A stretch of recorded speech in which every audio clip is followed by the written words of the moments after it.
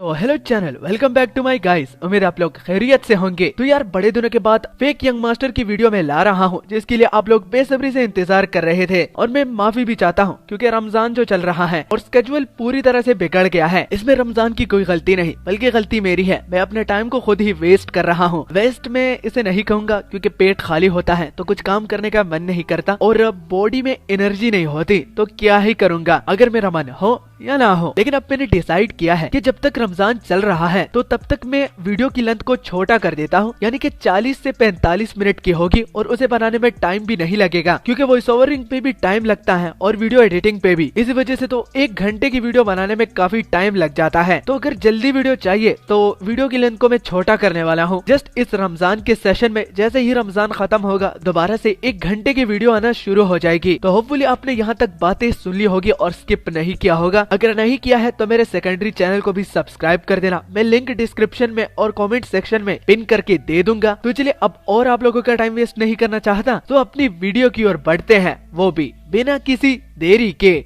तो अब तक हमने देखा कि गोचान ने योंगवुन को बहुत कुछ बता दिया है कि आखिर इस फैमिली में क्या क्या हो रहा है और सब लोग आस्तीन के साम से कम नहीं है और एक दूसरे को मार गिराने के लिए भरपूर तैयारियों के साथ रेडी बैठे होते हैं। और गोचान से योंगवुन को ये भी पता चलता है कि ओरिजिनल वाले यंग मास्टर और गार्ड के योंगवुन को इसलिए अपने अंडर लेकर आना चाहते थे ताकि फर्स्ट यंग मास्टर और उसके बीच में फाइट छिड़ जाए और जब फाइट करते करते दोनों एक दूसरे को मार डाले तो बाद में ओरिजिनल यंग मास्टर सही सलामत बाहर निकल आएंगे और ऐसा शो करवाएंगे कि कुछ हुआ ही नहीं है। तो योंगवुन ने सीधा तीर निशाने पर मारा है। उसने बैठे बैठे इस थ्योरी को पहले से ही समझ लिया था और गोचान के मुंह से ये सुनने के बाद अब उसकी ये थ्योरी 100% कंफर्म हो गई है। और अगर वो टाइम पर हरकत ना करता और ना यंग मास्टर को मारता तो वो यहाँ पर एक बकरे की तरह इधर उधर फिर रहा होता और वक्त आने पर उसका भी काम तमाम कर दिया जाता। अब यंग मास्टर ने योंगवुन के खिलाफ जितने भी प्लान बनाए थे तो वो सब के सब उसको नुकसान पहुँचाने के थे, लेकिन योंगवुन फिर भी उसके प्लान की दाद देता है कि ये प्लान अगर सफल हो जाता तो वाकई में किसी को भी पता ना चलता। ये योंगवुन के नजरों में one of the best plan है और इस प्लान को सुनने के बाद योंगवुन काफी ज्यादा इम्प्रेस भी हो जाता है। और इसके अलावा गोचान योंगवुन को बाकी प्रिंस पर भी कुछ इन्फॉर्मेशन देता है, जिसमें सबसे पहले योंगवुन हमें फर्स्ट यंग मास्टर के बारे में बताता है। फर्स्ट यंग मास्टर 20 साल के हैं और उन्हें औरतों के साथ मस्ती करना और शराब पीना काफी ज्यादा पसंद है और उनका कोई भी ऐसा दिन नहीं गुजरा जिसमें उन्होंने औरतों के साथ कभी मस्ती ना की हो। और इसी के साथ साथ ये बहुत लालची और बहुत ज्यादा जालिम भी है। दूसरे नंबर पर सेकंड यंग मास्टर के बारे में हमें योंगवुन बताता है। Second young master first young master से 2 साल छोटे हैं, यानी कि 18 साल के। लेकिन इस पर जो योंगवुन को इन्फॉर्मेशन मिली है तो वो पहले वाले यंग मास्टर से काफी ज्यादा अलग है, क्योंकि ये बहुत ज्यादा चालाक है और ये हर एक बंदे को अपने अंडर ला सकता है, वो भी बातों बातों में। अगर इसकी आंखों की तरफ देखा जाए तो ये अपनी माँ पे गया है और इसके दिमाग में जो भी चल रहा है उसके बारे में कोई भी नहीं जानता। यहाँ तक के लोग ये भी कहते हैं कि ये हेड बनने के लिए कुछ भी कर सकता है क्योंकि इसके साथ बाकियों के मुकाबले में दिमाग कुछ बहुत ही ज्यादा है। तो इन दोनों पर इन्फॉर्मेशन सुनने के बाद योंगवुन के लिए सब कुछ क्लियर हो गया है और उसे ये भी समझ में आ गया है कि आखिर ओरिजिनल यंग मास्टर ऐसा क्यों करना चाहते थे, यानी कि हमारे योंगवुन को एक बकरे की तरह इस्तेमाल करने पर क्यों तुले हुए थे, क्योंकि एक के पास पावर है और दूसरे के पास दिमाग। अगर वो दोनों से एक साथ लड़ता तो उसकी बैंड बच जाती, इसलिए बकरे का इस्तेमाल करके वो एक एक को बाहर लाता। जब एक एक को मार रहा होता है तो दूसरा पीछे से आकर उसे मार डालता और यही सिलसिला जारी रहता। और जब आखिर में तीनों एक दूसरे को मौत के घाट उतार देते तो लास्ट में वही ओरिजिनल यंग मास्टर बाहर आके एक ऐसा शोकेस करवाते कि वो तो जिंदा है और कुछ हुआ ही नहीं है। और आखिर में ओरिजिनल वाले यंग मास्टर निकल के अपने फैमिली के हेड बन जाते, वो भी काफी आराम और चालाकी से। ओरिजिनल यंग मास्टर ने अपने दिमाग का काफी अच्छी तरह से इस्तेमाल किया है और ये जो प्लान उसने बनाया है तो उसका सक्सेस रेट 99.9% था। और उसका ये प्लान 100% इसलिए क्लियर नहीं हुआ क्योंकि आखिर में जो 1 पॉइंट रह गया था तो वो मैं ही था। और वो जब मेरे पास आए तो उनकी पूरी किस्मत ही बदल गई क्योंकि उन्होंने भी ये एक्सपेक्ट नहीं किया था कि वो अपने पैर पर खुद ही कुल्हाड़ी मार रहा है। इसी वजह से तो अब योंगवुन काफी ज्यादा रिलीफ फील करता है कि उसने ओरिजिनल वाले यंग मास्टर को टाइम पे मार डाला। और इस बात से वो काफी ज्यादा सहमत भी है क्योंकि रास्ते में कांटे जितने कम हो तो उतना ज्यादा अच्छा होता है। अब योंगवुन ने गोचान को ये तो बता दिया है कि वो फैमिली के हेड से मिलना चाहते हैं, लेकिन उसके पीछे का रीजन अब तक गोचान को पता नहीं चला कि योंगवुन फैमिली के हेड से क्यों मिलना चाहते हैं। और जब वो इसके बारे में पूछता है तो जवाब में उसे सुनने को मिलता है कि फैमिली के हेड की हालत बिल्कुल उसी की तरह ही है। वो भी जिंदगी और मौत के कगार पे था और ये भी जिंदगी और मौत के कगार पे है और इसी वजह से ही वो फैमिली के हेड से मिलना चाहते हैं। लेकिन जब गोचान गार्ड केम के बारे में बताता है कि अगर उसने देख लिया तो बहुत ही बड़ा कांड हो जाएगा, फिर उसके बाद जो भी होगा तो उसके वो खुद जिम्मेदार होंगे। जिस पर योंगवुन कहता है मुझे